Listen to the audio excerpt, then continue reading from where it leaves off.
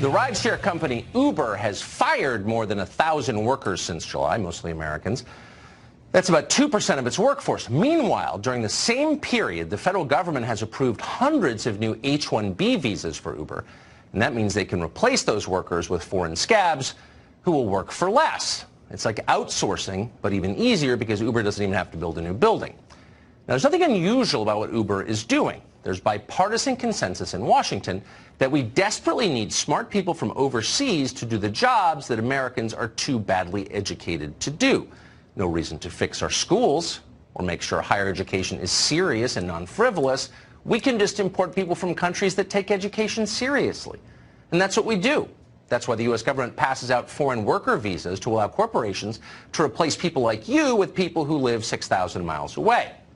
Now, you probably haven't even heard of the F1 optional practical training program, but in just 4 years, from 2009 to 2013, that program replaced nearly 500,000 American jobs.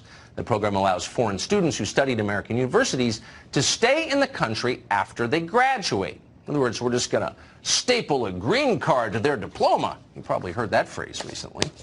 And since employers who use H1-B visas are not required to pay payroll taxes, they get, in effect, a tax subsidy for hiring foreigners over U.S. citizens. How's that for America Last?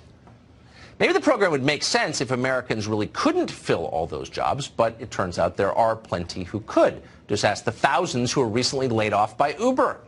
According to the Economic Policy Institute, fully half of all American STEM majors, that is people who study technology, don't end up working in STEM jobs. Isn't that weird? The only people who actually benefit from these visa programs are tech billionaires in Silicon Valley. They're getting richer no matter what. And the foreign nationals who want to live in San Francisco. And our government makes it easy for them to do that. Who gets hurt?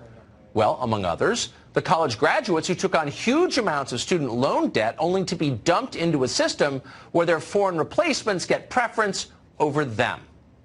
This is happening on a grand scale, and both parties are for it, including many Republicans in Washington.